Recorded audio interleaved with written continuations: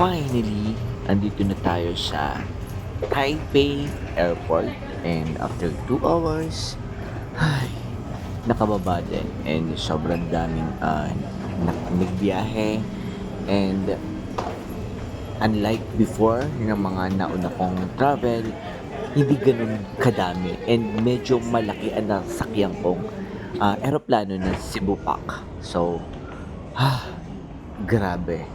And I think worth it naman kasi another adventure, another experience, another culture, another people ang mamimit natin ngayon sa ating travel bucket list adventure.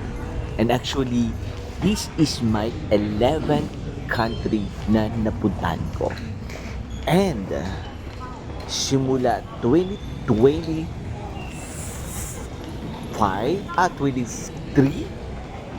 nagsimula akong lumabas ng bansa yearly and para mag-celebrate ng aking birthday. And ayun, hanggat kaya pa ng ating katawan, go lang, laban lang, gala tayo kahit mag-isa. And actually sobrang nag-enjoy ako ng mag-isa kasi last year kasama ko si Mami sa Kuala Lumpur and hindi ko masyadong nalibot Kuala Lumpur. And of course, hirapan kasi si Mami sa pag-ikot kaya limited lang ang napuntahan namin. And ngayon, tara, samahan niyo ako dito sa Taipei adventure ko. Let's go!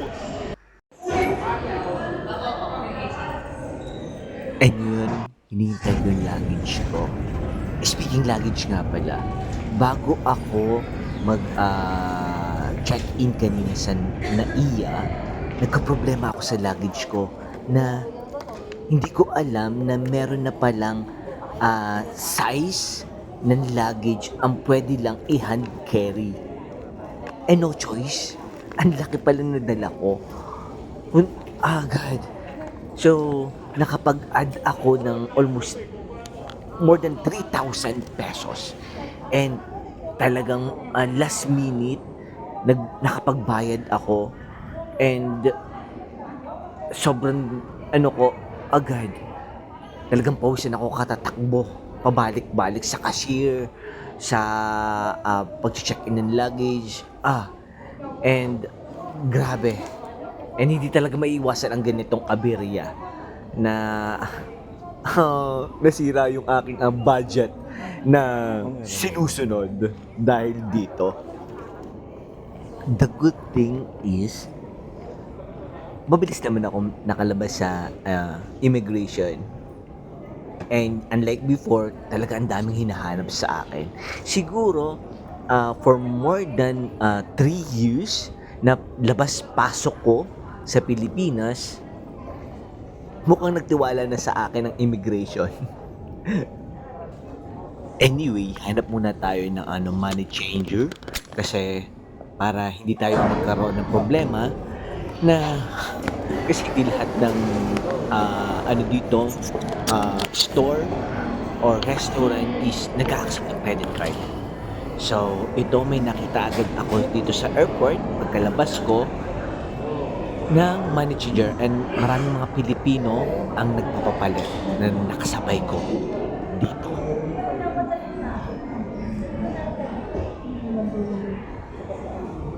Ayan, next na tayo kay ate.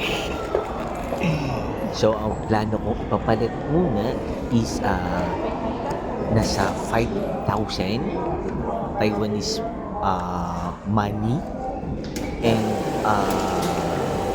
so nasa nasa 10,000 pesos sa pesos yun sa 10,000 pesos yun. So ipapapalit ko doon, so sana kasya and I think kasya naman kasi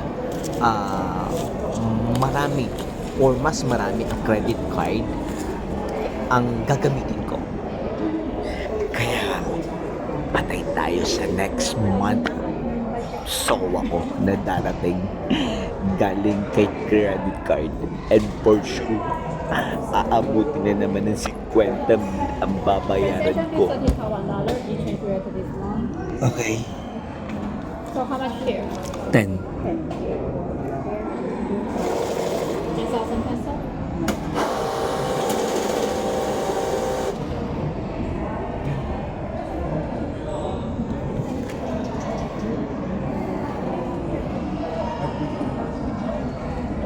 $10,000 after charge. 4,600. Okay.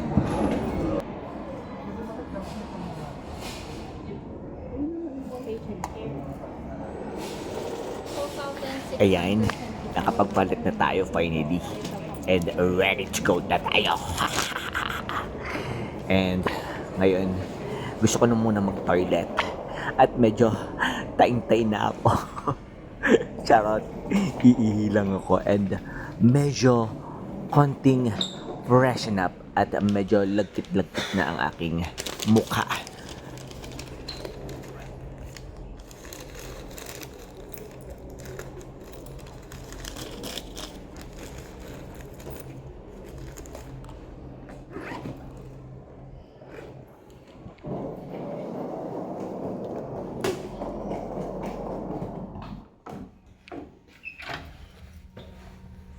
Oh, di ba? Pati pag ihi ko kasama ko kayo.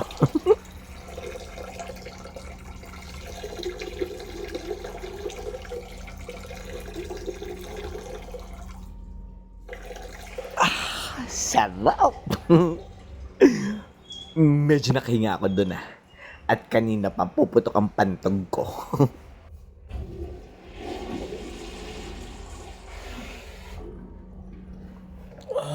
God.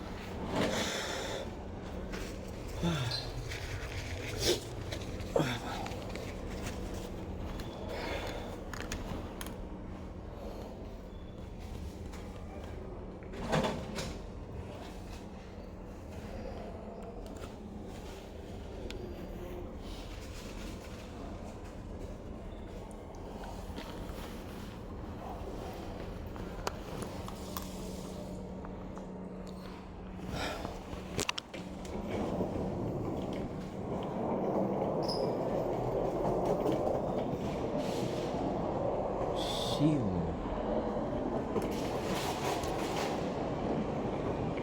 Nothing of a shield. Ito na naman tayo. Ito yung pinaka-stress. Ubus oras. Yung paano sasakay. Paano lalabas ng airport. Kung paano makakapunta sa hotel ko. Ito lagi ang struggle ko. Kasi at this point, DIY tayo ngayon. Kung last year, may nagsundo sa atin na taxi, ngayon, wala. Buti na lang nakilala ko si ate. Ayan. Isang Pinoy na may hinihintay. Kaya makikisabay muna tayo sa kanya.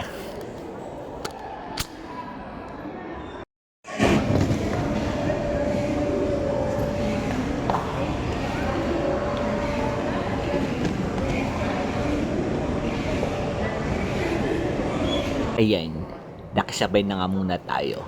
Sinundo niya kasi yung dalawang kaibigan niya na mag-asawa. So, the good thing, buti na lang at friendly tayo. Ayan, papunta rin pala silang Simending, which is dun tayo naka-check-in. Kaya medyo hindi na tayo nahirapan lumabas ng airport at mag-commute. So sabi ni ate, sasakay muna kami ng train papunta sa Blue Line. Then after Blue Line, sasakay kami ng papuntang Simending Station at dun kami bababa.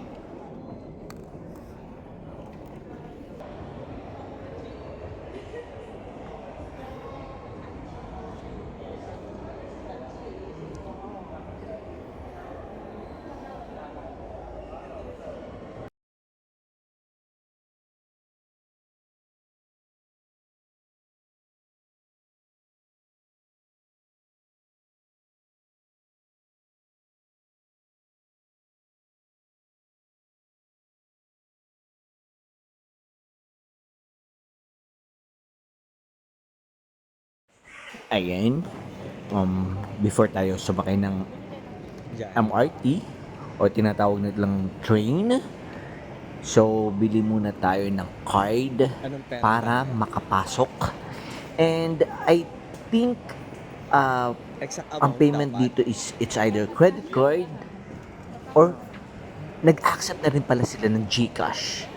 So, sayang hindi ako nakapag-request ng GCash sa Pilipinas. So, ang ginamit ko na lang is credit card.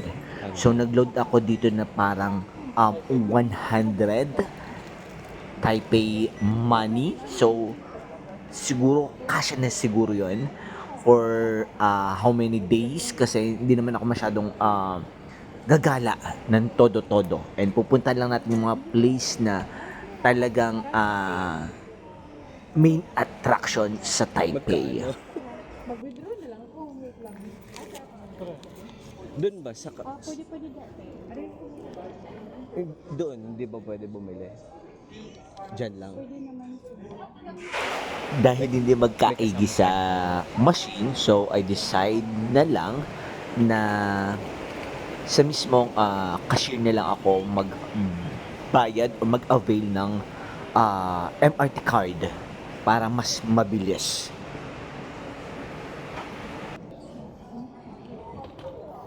Simending. Here only for Taipei.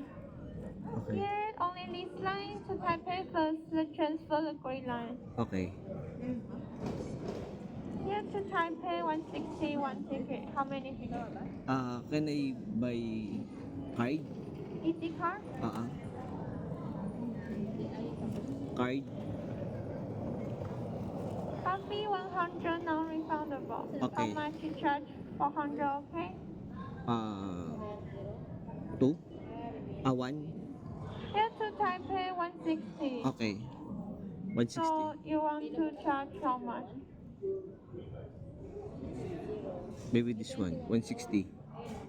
The first time you need to charge Okay. 100. This one. Two. 2. So plus the coffee, total 300 one car. One, Okay. one car. 1. So 300. Sorry, cash only. Cash only. Ayun na nga. Akala ko pwedeng credit card. Buti na lang, nakapagpapalit na agad ako sa airport ng currency nila. Ay, salamat. Okay lang dito bumili. Charan! Officially, Taipei tour na! Ito ang kasama ko hanggang 5 days. Yeah, hanggang 5 days ko dito sa Taipei. Tayo sa pagsabay. Kasi Ay, God, finally nakaupo din. Kakapagod. After 1 hour na pag-check out, pagkuha ng mga gamit, luggages, pagbili ng card, paglalakad. Salamat, finally, ito na. Kakapagod. And, pupunta kami, magta-transfer, actually hindi pa ito yung papuntang hotel, sasakay pa kami ng isang train, tatransfer lang kami sa Blue Line para sumakay ng another MRT papuntang Simending. At ayun na nga, andito na kami sa main station para sumakay at papuntang Simending kasi andun ang aking hotel na tutuluyan. Actually, hindi siya hotel, ang parang siyang backpacker hotel. Yan.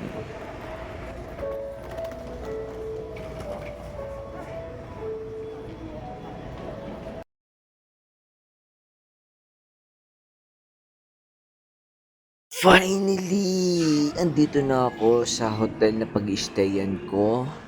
And, God, makakapagpahinga na ako. Makakapag-shower na ako. Makakapag-freshen up na ako. And, wow. Bago sa aking paningin ngayon, itong place na to. So, meron akong some design nila na parang bet ko ilagay sa aking units o sa condo bed space business ko sa Pilipinas. Wait, ituloy ko muna kayo sa pag-stayan ko ng 5 days. Actually, hindi ito solo ko and parang ano siya, may mga kasama, may ibang lahi akong kasama. Kasi na-try kong mag-stay ng mag-isa, mag-book ng hotel sa Bali and natakot ako sa sobrang laki ng hotel and sabi ko ayoko na ng ganito. Total, mag-isa lang naman ako, mas practical.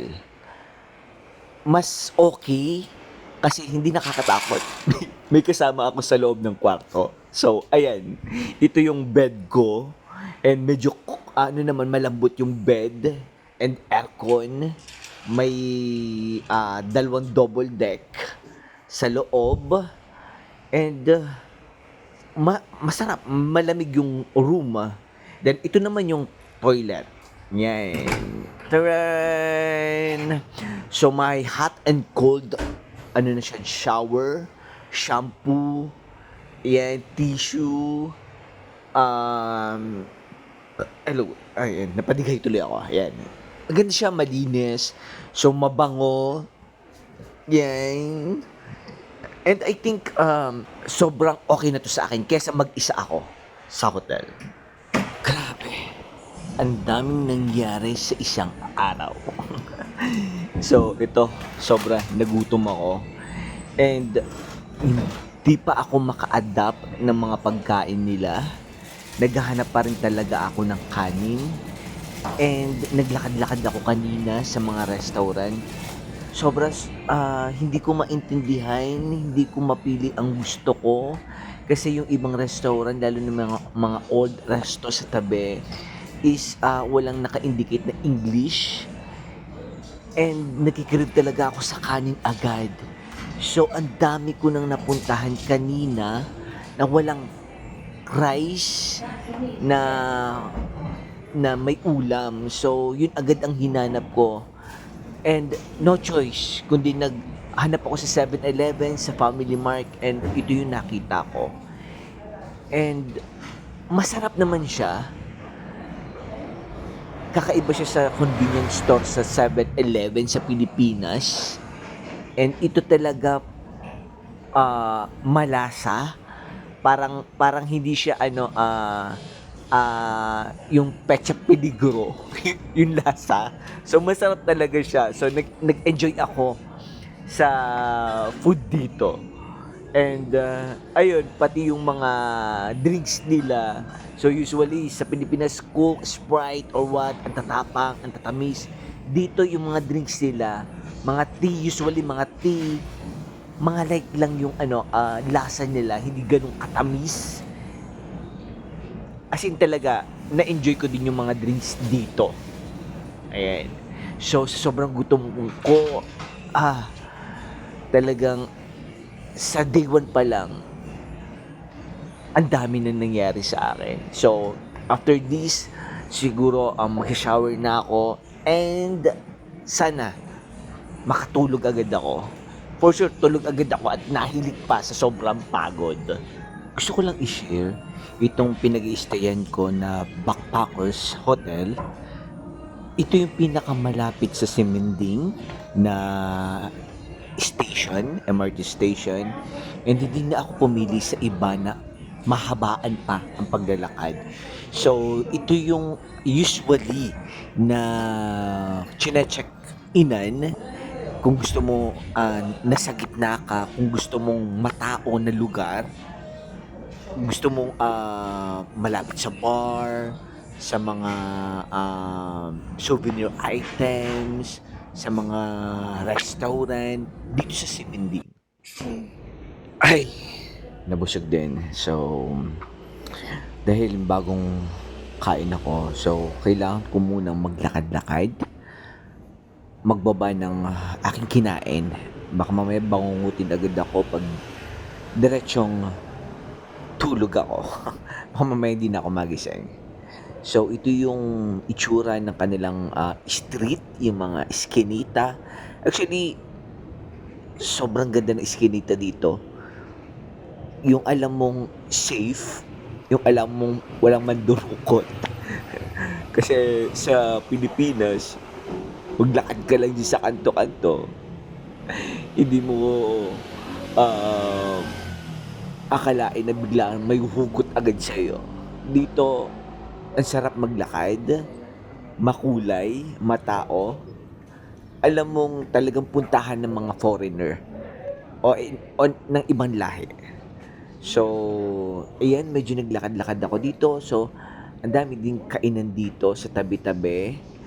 Yun nga lang, tinaray ko kanina magtingin-tingin ng mga food dito. Talagang hindi ko magets ang mga naka-indicate na menu doon. So, sobrang hirap. Gustuin ko mang tikman. Talagang gutom na ako. Kaya, tsaka na lang siguro. Ayan. Babalik ako sa main station sa Siminding at may gusto ko akong mag-picture muna.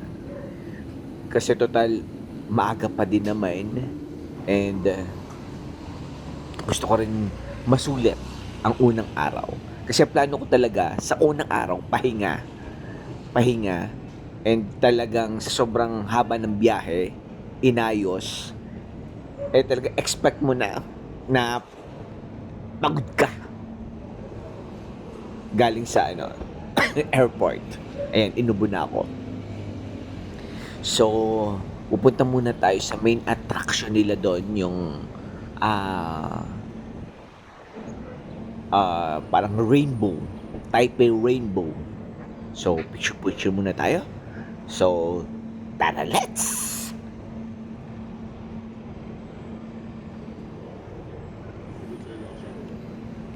Dito sa Taipei, hindi ka maliligaw. Basta't may Google Map ka, ang bilis mong makakarating sa gusto mong puntahan. And Google Map na lagi ang gamit ko. So, ang bilis kong makapunta kahit iskinita ka pa, ituturo sa'yo yung mga daan. Basta't itatype mo lang yung location, tulad ng ginawa ko kanina, from MRT station, yung train station, tinype ko lang yung Backpackers Hotel, yun, itinuro na ako. Ngayon, papunta naman ulit ako sa Siminding, tinype ko lang ulit sa Google Map, yung location ko, ayun. So, hindi mo na kailangan magtanong-tanong kasi nakakahiya din at nakakaabala din sa mga pagtatanungan. Kasi pag minsan, hindi naman lahat marunong mag-English dito or marunong man is lang. So, hindi mo din agad magets. So, matagal. Kaya, kung pupunta kayo dito, gamit lang kayo ng Google Map. For sure, makakarating kayo sa pupuntahan nyo sa destination nyo. So, sobrang ganda.